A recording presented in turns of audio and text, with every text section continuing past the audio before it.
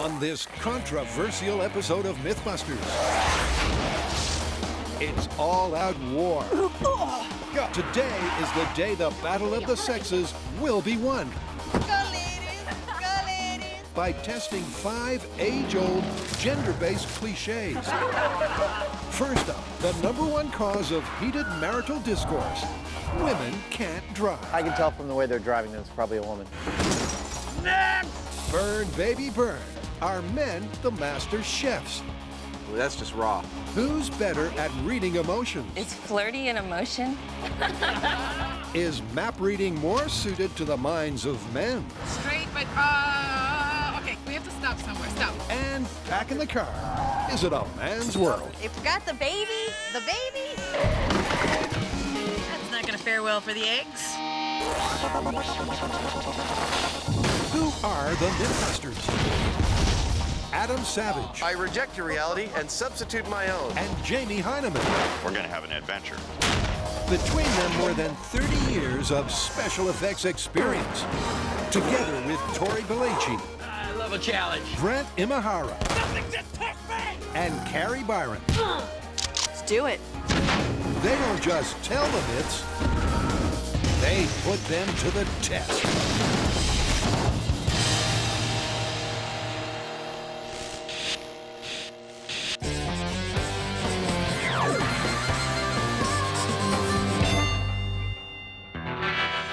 Okay, come on. Do we really have to do this? Yes. Why exactly? Because we're doing an entire episode on men versus women. A battle of the sexes. A battle we're winning. Hold on, you're already winning? Yeah, last season when we did men versus women for pain tolerance, we kicked your butts.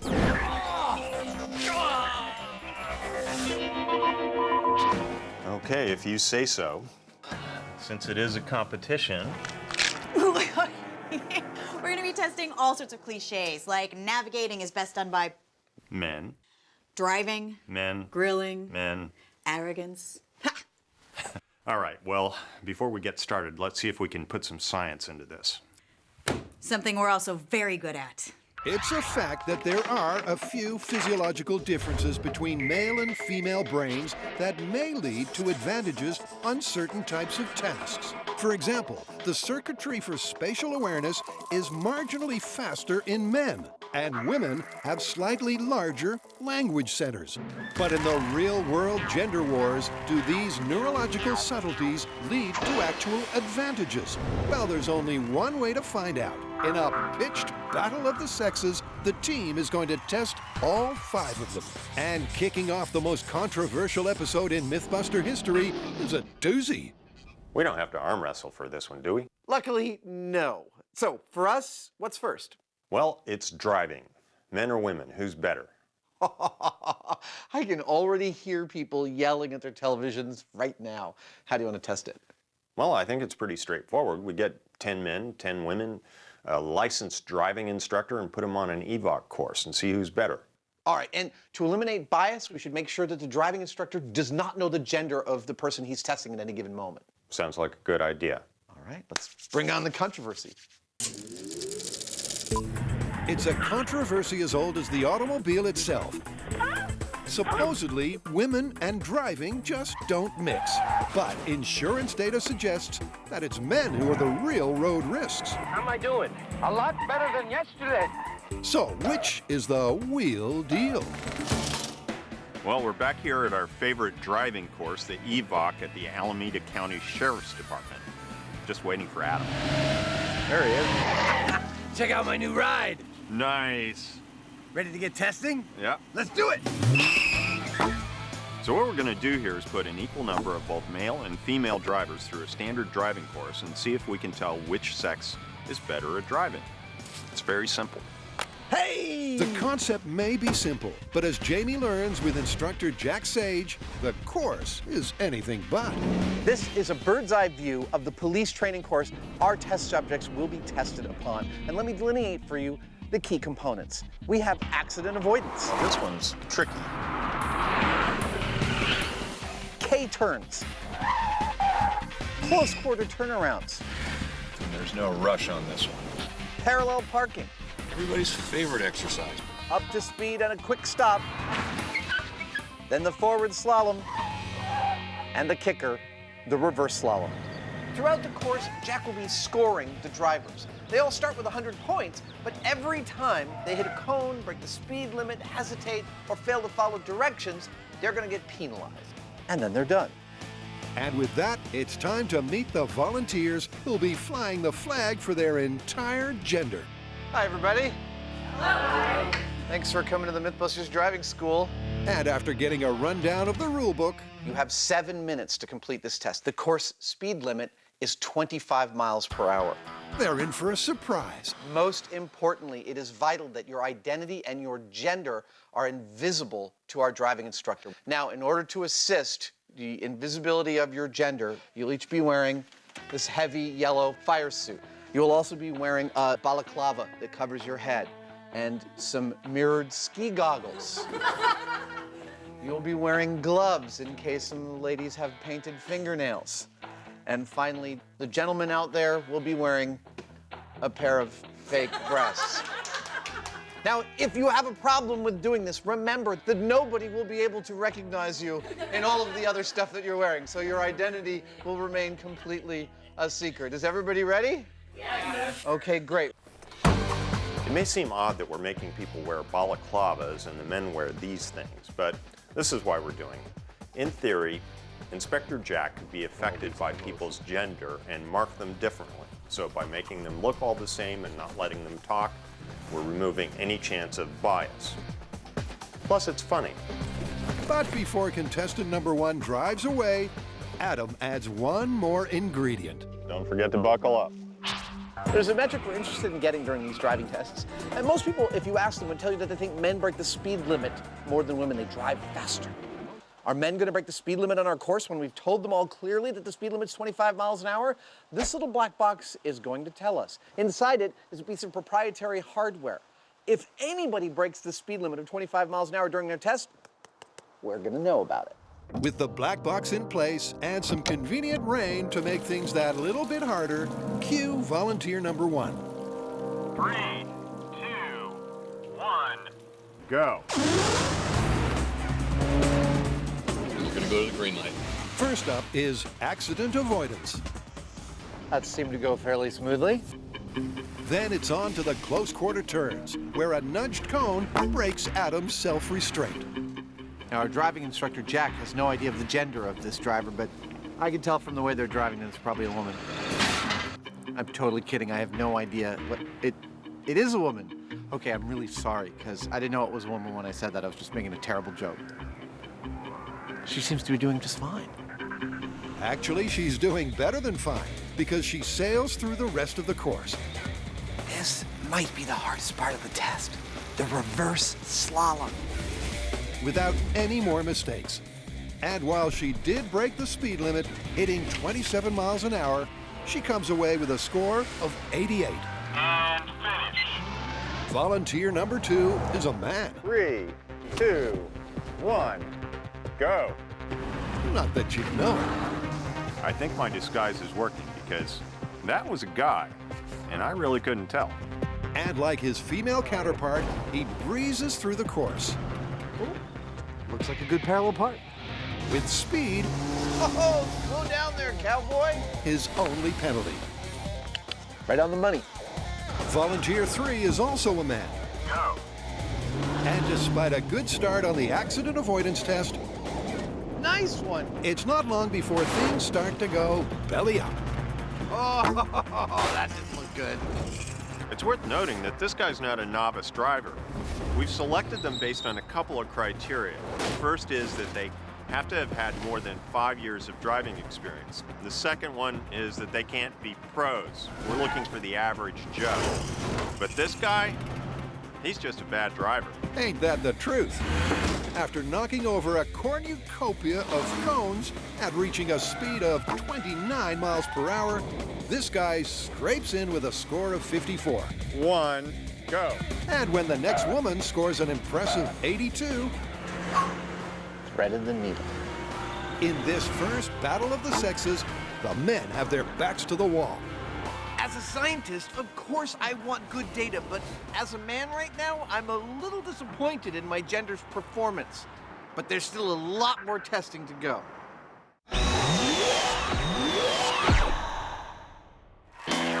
The MythBusters are tackling 5 of the most contentious conflicts in the history of the Battle of the Sexes. And first up for Carrie, Grant, and Tori, it's all in the eyes. So we are testing the myth that women are better at reading people's emotions than men. Oh, this one's definitely true. I think I'm pretty good at it. Well, there is a standard way to test this. You take photos of people with emotions and then show people just the eyes and see if they can tell which emotion that person has emitted, like anger, happiness, sadness, fear. Perfect. Let's take pictures of all 5 MythBuster hosts making different emotive faces. Block out everything but the eyes and see who can tell what's going on better, men or women. Now, for this, we've got this photo booth here. All 5 MythBusters are gonna jump in here and channel 5 emotions. Okay, here we go. Happy. French bulldog puppies licking my face. Happiness, sadness, anger, fear, confusion. All right, confused look. Huh? How do you work this thing? He's gonna wait. Now it says 5, 4, 3, I'm 2, joking. 1. I'm getting a character. And it was so good, I confused the cameraman. Now we're going to take those pictures and cut off just the eyes. Put those in front of men and women and see if they can figure out what emotion that we're trying to channel. Unfortunately, there's an issue with one of the hosts. Apparently, I'm supposed to express a bunch of emotions. Happy. Unfortunately, what you see is what you get. Sad. I mean, I can distort my face in some kind of mimicry of what I understand is that emotion. Confused. That's about the best I can do. Afraid. Jamie clearly needs to upgrade his human emotion firmware. So, unfortunately, because these are all the same, we're gonna have to throw them out. So the team has the 5 emotional photos of the 4 human hosts. What next? We'll bring in our volunteers one by one, project the pictures on our screen, and see who's better at reading emotions, men or women. Cue the first male test subject. And after Grant explains the setup, it's down to business. Okay, here's the first slide. Looks like he's kind of anxious. John answered anxious. Correct answer here? Oh, whoops. Not a great start, but he does get a few correct. Fear. Fear. And ends up with a reasonable score. Out of a total possible 17 emotions, you got 11. That's pretty good. We won't know how good until we have a comparison. Cue the first female. Happy? Correct. And from the get-go, it's clear her answers are faster, Scared? more instinctive, Confused? and more assured. Angry? Yeah. Sad? Wow. Oh my God. Go ladies. Go ladies. However, she does get 4 answers incorrect. So it's not a complete wash for the guys. 13 points. 13. That's really, really good. What we do know is we started strong, and the next few subjects record lower scores. You have a score of 8 points. It's clearly a tough test. 6, I got 5. You're 5. But as the data is gathered, You got a score of 10 points. Well done. one trend continues. The response time for the women is markedly quicker. Happy. Correct. Happy. Confused. Wow, she's quick. She's quick to judge. The women have been very quick to look at the picture and come up with an answer right away, whereas the men, in general, have had a longer pause between answering. Anger. Yes! Very good. Nice work. The other recurring theme is the misreading of 2 specific slides. So this is Carrie's angry look. Now, this slide in particular is one that almost every volunteer has gotten wrong. Happy. Actually, it's anger. They look like bedroom eyes. They guess one of 2 things, either happy or sexy. Sexy. What? Really? The other slide being misread is Grant's angry eyes, Oh, that looks like a come hither look. which seems to have some sort of strange effect on the female subjects. Well, I was gonna say sexy, but I don't think that's what you want. I don't know. Is flirty an emotion? What? Is blushing an emotion? I don't know. Mixed signals aside, Sad. as the final few test subjects deliver their emotional verdicts, the main pattern emerging is that not only are the women faster, They're also more accurate. You got a 13. I'm very impressed. While the team completes the sample, let's see how you guys and girls do at home. You'll have a few seconds to name that emotion. Ready? Here goes. Did you get anger? Next is Carrie. A happy, smiling Carrie. Who's winning at home, the men or women? Brett was also happy. And Tori, what's Tori saying with his eyes? Sad is the correct answer. And last, yeah, okay, we cheated. No one can read the Heinemann. But what about the scientific theory behind why the results are favoring the women? It turns out women do, in fact, have proportionally larger language and emotional memory centers. And so, on average, they can read emotional body language faster and more accurately. All right, Carrie, this is it. The end of our final experiment. What are the results? Okay, so taking the average of the men, we come up with a score of 9.6. All right, pretty good score for the men. And the average for the women is 10.6. Wow, so it looks like this is confirmed. Women are better at reading emotions than men. Now, I feel like I've always known that, but I thought these scores would be a lot further apart. Yeah, not a landslide, but still confirmed. Confirmed. That's cool.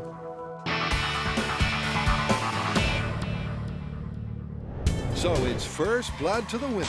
But with 4 myths still in the balance, it's all to play for. Is it really true that men make for better drivers than women? Look out for the truck! What truck? Behind the bus! What bus? Well, not if the second secret mail was anything to go by. Oh, that didn't look good. But 6 tests later, Go. Go. Go. and it's all changed because 3 women have struggled while 3 men have passed with flying colors. Meaning the average scores are now 80 for the guys and 70 for the gals. And we're finished.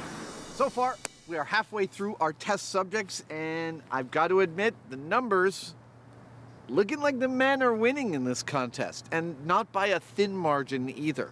We still have a bunch of test subjects to go, so the final answer is still yet to come. So far, our testing's showing that men are slightly better than women, but what about other studies? There's actually been surprisingly few studies directly comparing the driving ability to men and women, but we do have some interesting data to look at, and that is insurance claims. What do they reveal? Well, they reveal that men do tend to get in more serious accidents, but in pure accident numbers, men and women get into the same number of accidents. Well, do you think more men die because they're driving faster? That could be. That's exactly why we've added speed as one of the metrics we're looking at in this test. Starting in 3, 2, 1, go. Yeah, there's a lever down there for the parking brake right below the dash. Just kind of pull it. There you go. Not a good sign when you leave the parking brake on. The rest of the afternoon speeds by in a blur of swerves, squeals. Just from the sound of the acceleration there, I'm going to go out on a limb and say that's a dude. Twists and turns. Last contestant was a little vigorous. And what's surprising is the speed data. Now we're on our last contestant. Before we crunch all the numbers, we have in fact teased out an interesting fact. You may or may not ascribe to the belief that men break the speed limit more than women. And that's why we actually set a speed limit of 25 miles an hour on this course, to try and ferret out whether or not that was true. What we found is that 7 out of 9 of our male drivers have gone over 25 miles an hour. But 9 out of 10 of our female drivers have done the same. Thus, even if this guy behind me goes over 25 miles an hour, the idea that men break the speed limit more than women is busted. It's a confounding result that's made more surprising when guy 10 stays under the limit. And they're finished. But what about the overall score results? Well, after some quick number crunching, the data is in. All right, dude, I'm dying to know. What is the final tally that our numbers give us? Are men better drivers than women? Well, for a while there, the men had a really strong lead, but by the end of the test, the women started to catch up. They still didn't make it, though, and the men won fair and square by about 8%. I did not expect to get such a clear result. Wow. Well, shall we head back home and start answering the angry emails now? What are you gonna do?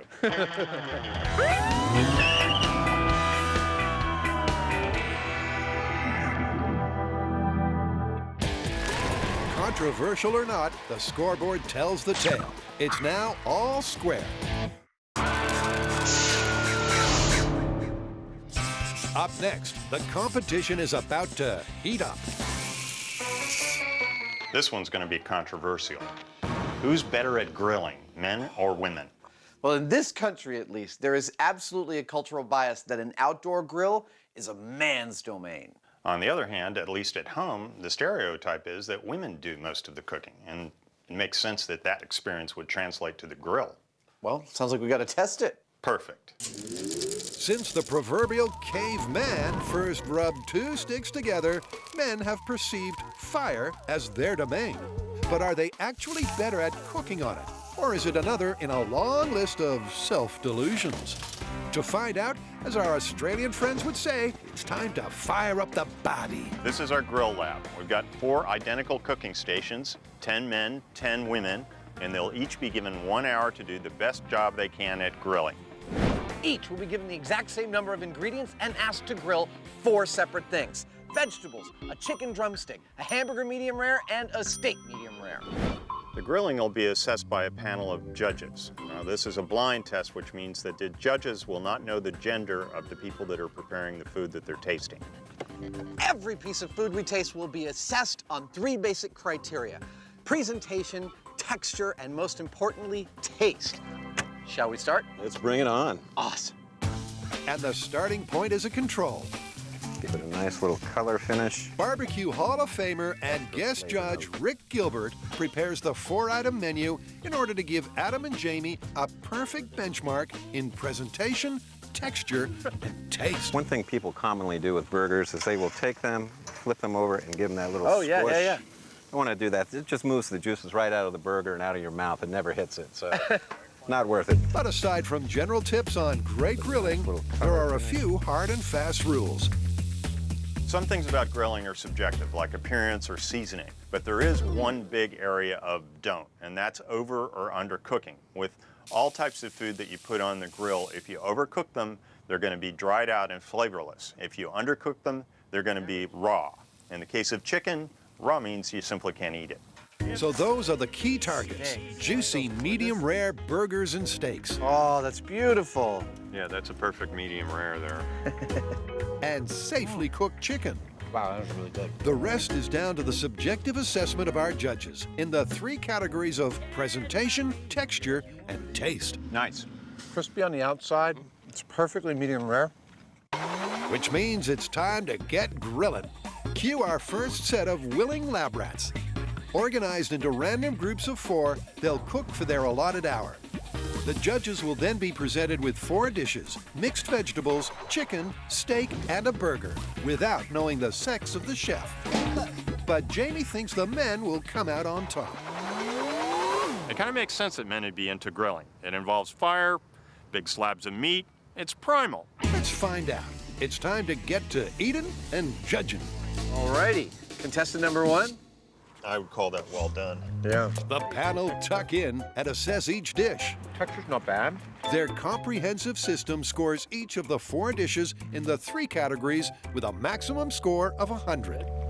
I'd say that's a good steak. That's large and in charge. Absolutely. And our first male test subject racks up a solid 51.3.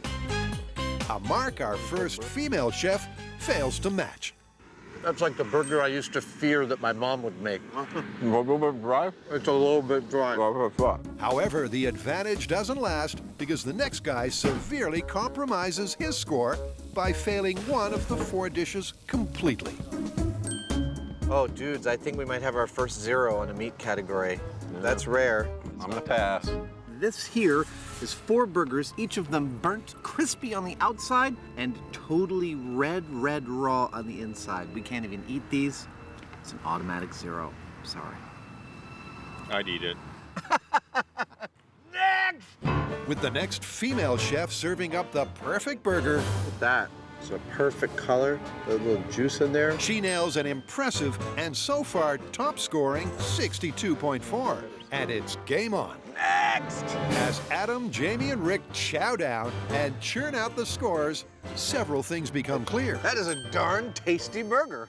Somebody put some time and love into that burger. First, the quality of the dishes delivered to the judging table varies hugely. That is a terrible thing to do to a steak. Look at that. That is just raw on the inside there. Second, our test subjects freely acknowledge the basis for the myth. Men do seem to grill more often. Certainly for me, my friends and my family, the men do more outdoor cooking than the women do. Yeah, I grill a lot, but I would say that my boyfriend grills better than me. He cooks it more often, and he gets the meat done more precise than I do.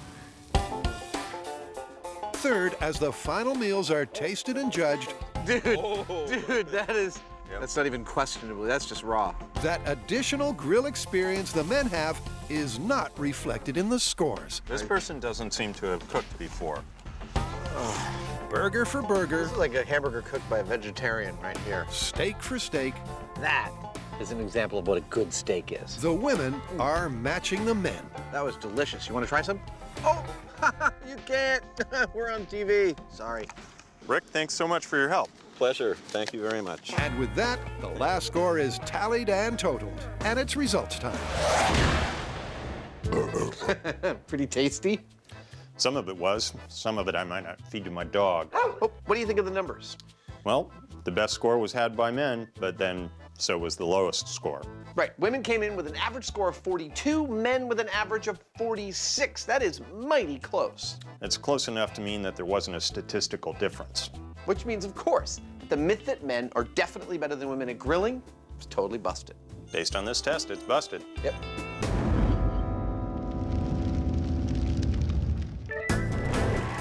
So a fire may well bring out the primeval urge in men, but they're no better than women when it comes to cooking on it.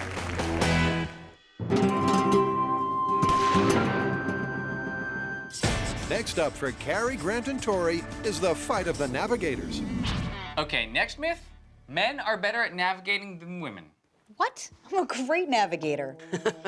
All right, well, apparently there's enough controversy that we need to test this myth. What if we set up a scenario as if we are chauffeurs? We give a group of men and a group of women a map, and they have to take us from point A to point B. And we score them on who takes the shortest path, but penalize them for lengthy stops, wrong turns, or give panicky directions. Ooh, I like it. To find out if men make for better map readers, the guys hit the road in style. I'm pretty sure I have no idea where we're at. Before cruising down to the coast, the start point for their map mayhem. Nice location, huh? Yep. The ideal starting point. We're about to start our experiment to find out if the myth is true that men are better navigators than women. So this is the plan. We have 20 volunteers, 10 men, 10 women. We are arming them only with a map with our beginning and end points marked out. Here's your map. Your map. Now, they are going to be in the passenger seat, and Grant's going to be driving. Okay, approaching Francisco Boulevard, making a right turn. They're going to have to navigate us from start to finish completely with the map. No smartphones, no GPS, and Tori and I will be in the back seat with a scorecard. Now, we're going to penalize them for panicky directions, unnecessary turns. Okay, executed the U-turn. Stopping for no reason. And we're also going to penalize them for every half mile over the minimum distance it takes to get from point A to point B. That's been calculated about 8 miles, so this should be sort of a tricky test. I'm looking forward to seeing the results. Indeed. And in addition to our volunteers being completely unfamiliar with the area, the test is going to be a tough one, as the chosen point B is decidedly difficult to find. Now, most of the time, when you go on a road trip with your buddies, you're going somewhere fun, but not on MythBusters. Here, we go to the water treatment plant. Now, we're nostalgic, yes, because we dropped Buster here. But more importantly, it's hard to find on a map. Not many people know where it is. It's almost exactly 8 miles from our start point in Pacifica, and there are many different ways to get here. Remember, the challenge is to get from A to B via the most direct route. But with dozens of other potential plots and a dastardly one-way system to boot, there's a lot that could go wrong. So with driver and scorers sitting pretty, let the battle commence. And first up is Angelina. This is where we are. Oh my God, okay. This is where we're going. Oh wow. Oh my God. Like all contestants, she's allowed to study the map for 5 minutes. Okay. The water's there. Before the test begins. I think we should just make a left somewhere. All right. First possible left. Let's go. Okay. And like all contestants, she starts with a score of 100 that'll be reduced for every mistake. Is this a harder map than usual, or this is a normal map? Wait, why didn't you get on the freeway? And it's not long before those mistakes, as the myth would suggest, start to mount up. Straight. Okay, we're going straight, but okay, keep going. Stay in this line. Stay in this line. Oh, it should be 280 to 380. Is there a 280 to 380? With last-minute directions and a general sense of hopelessness, Well, this is one way to get to point B. Angelina does the only sensible thing. We have to stop somewhere. Stop. Stopping. Stopping. She pulls over to try to get her bearings. Roger there. And 10 minutes later, she thinks she's found them. Northfield Road. Was that Northfield Road? Oh, we're right here. Oh my God. Oh, no, it's before North. We have to go back. We have to go back. Okay, executing a U-turn. After the stop and the U-turn, her score has already dropped to 75. I'm rooting for you. I can do it. I know it because I'm so close. But it drops further on stop 2. So this is the part. Okay, stop. Stopping. I don't know. And further again on U-turn 2. And by stop 3, Okay, stop. Stop. it's fair to say that this isn't going well. She seems a little stressed out right now. But after another 5-minute pause, Angelina finally gets back on track. Oh my God, this is not looking good for the women. And while she tries to up her score by using her feminine charms, So you've been driving for a while? Yes. Because you look very young, you know. Oh, I like this. it's clear that data point 1 is great news for men. Okay, Angelina, we made it!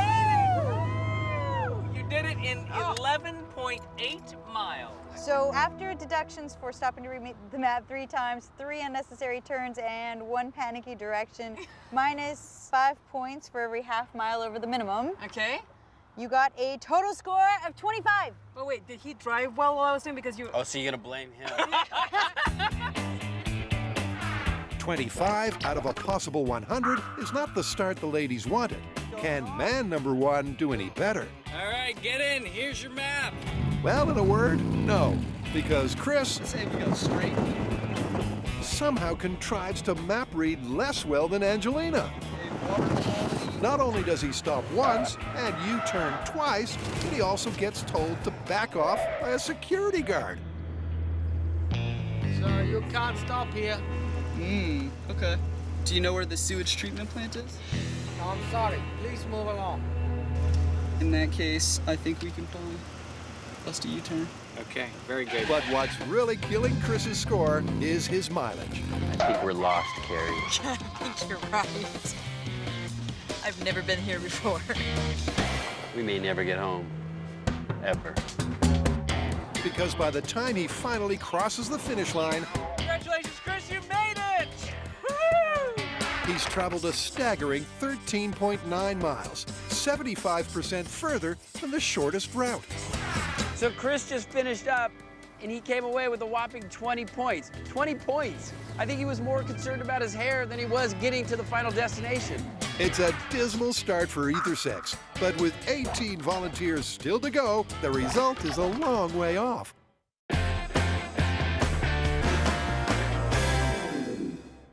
Get set for all-out war, because this next battle of the sexes is controversial for sure.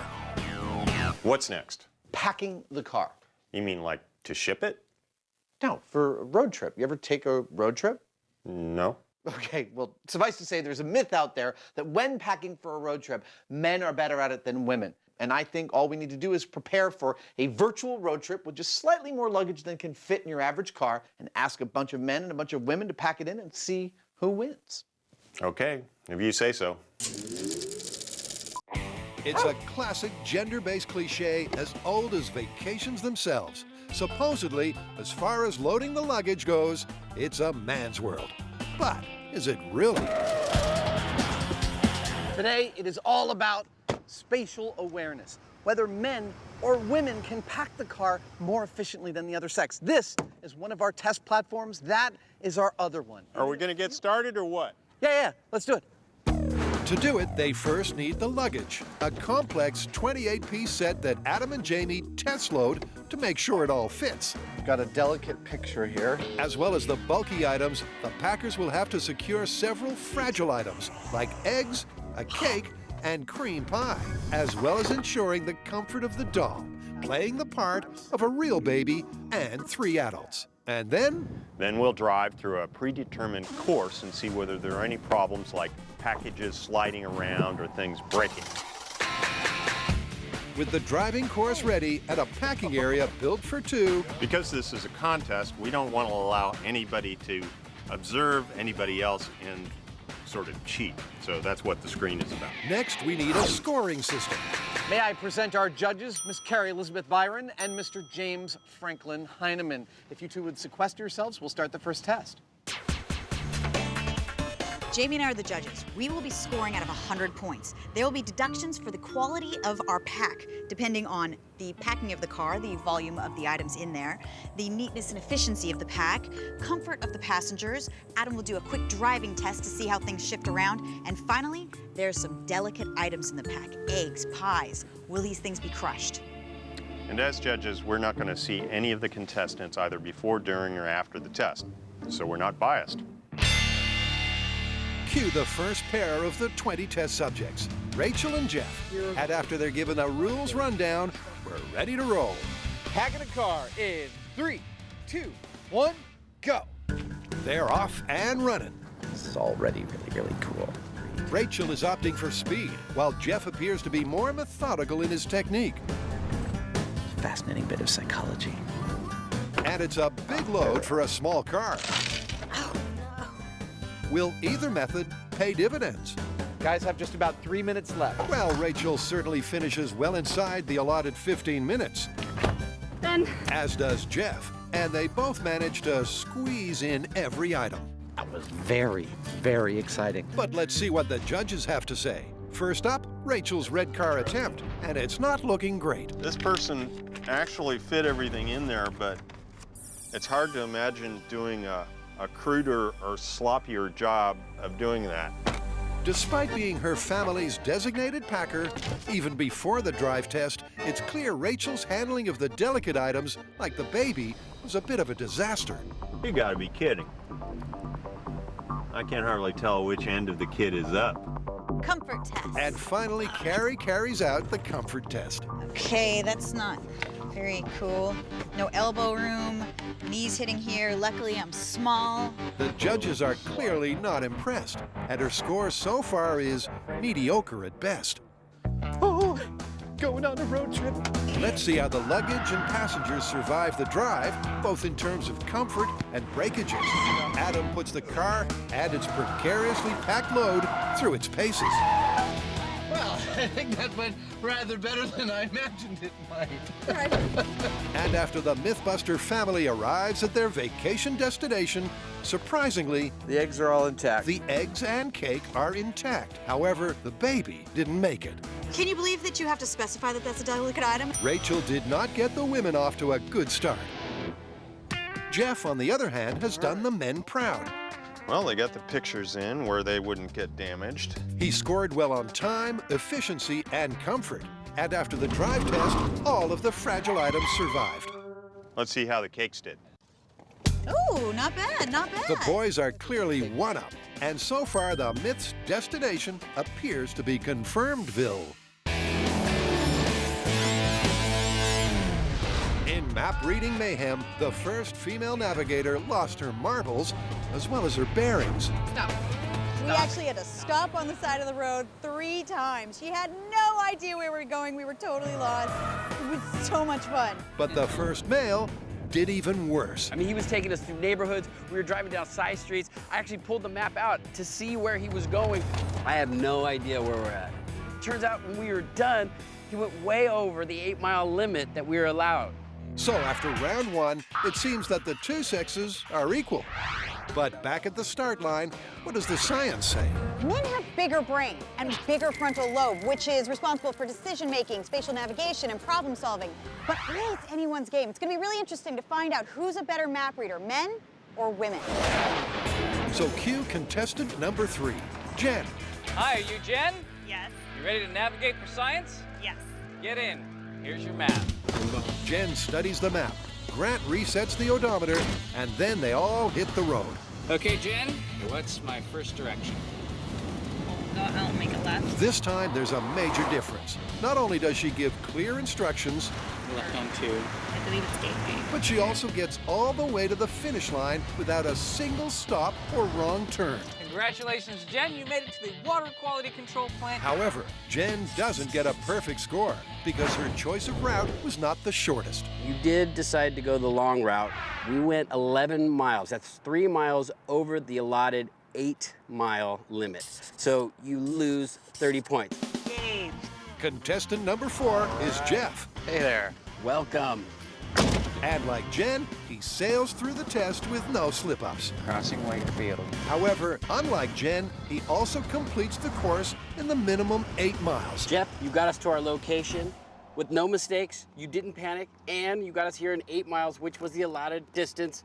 You got a perfect score. Not to be outdone, Sherry steps up for the women. Jump in. I'm not ready, but I'm jumping in. And she too nails a perfect 100. And we are here. Sherry, we made it. Okay, that's 7.9 miles. Wow. Sherry, very well done. You seem calm and collected the entire trip. And you got a perfect score! So far, the myth is not playing out as expected. It's neck and neck with 15 navigators still to come. Everyone, keep your hands and arms inside the vehicle at all times. Here's your map. And those 15 follow a similar pattern. Some people get horribly lost. This one, straight. Oh, wait, hold on. Others never deviate. So at least we're not on the freeway. Some travel great distances. Oh my God, look at this view. Well, it looks like she decided to take us on the scenic route. Others keep it to the 8-mile minimum. Okay, Julie, you made it to the water quality control plant in 8.3 miles. And while they nearly all blame their deficiencies on modern technology, The map part of the test was pretty difficult considering I don't use maps anymore. I use my phone for GPS. at the end of a tiring afternoon, I don't want to say you look really tired. That's okay. I am really tired. the results of all 20 volunteers are in. So, cue the drum roll. So the results for this myth are that women got a 77-point average and men only got a 74-point average. That means that men are not better map readers than women. We're equals.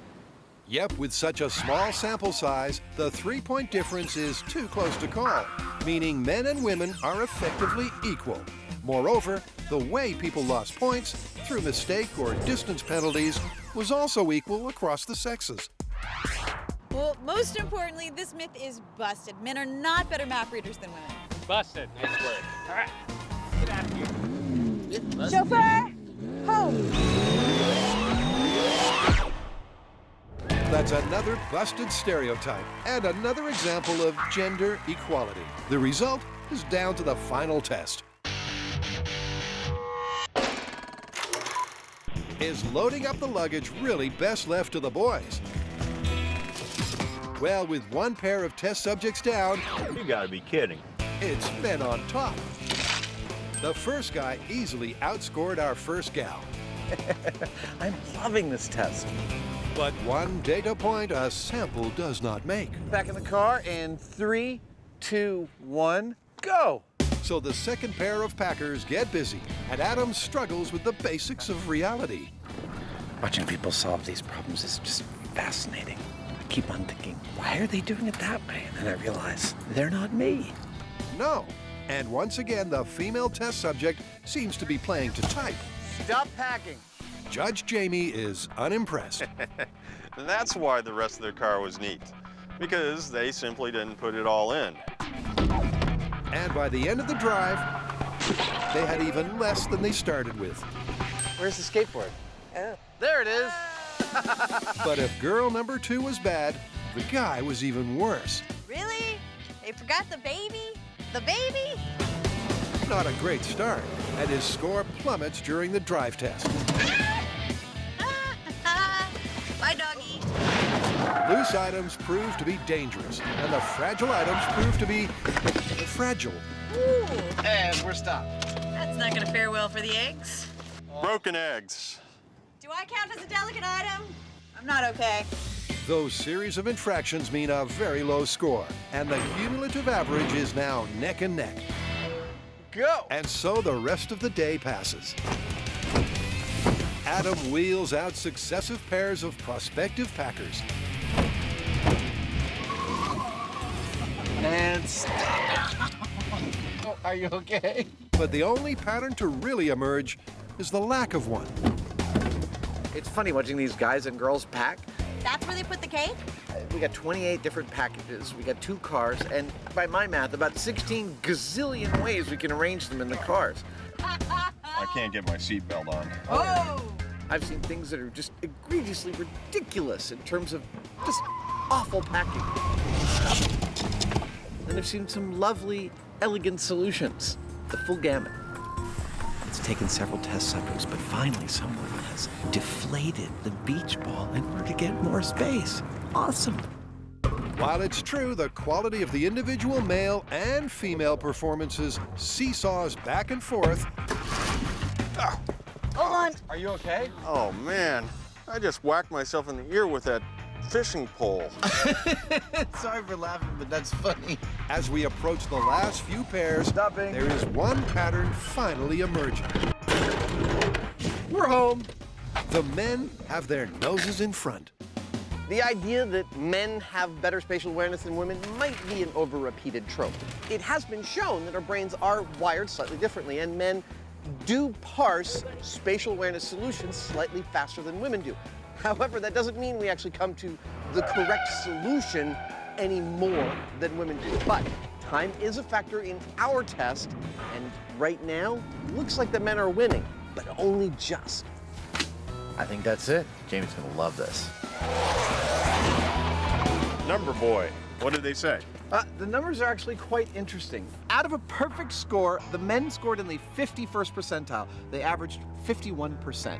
The women scored 45%, 6% less than the men. Is that significant?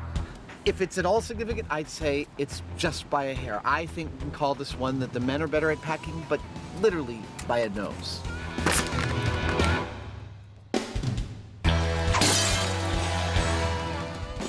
Well, I think we might have actually found something more controversial than fuel efficiency. You mean like us discovering that men are actually better drivers? But they're definitely not better navigators. Well, there weren't actually any clear winners to the contest, though. But there were some distinct differences, and we are far from done testing here. There are an endless amount of cliches and stereotypes that we could get into. Absolutely. So if you've got some gender difference myths you'd like us to test, send them on in.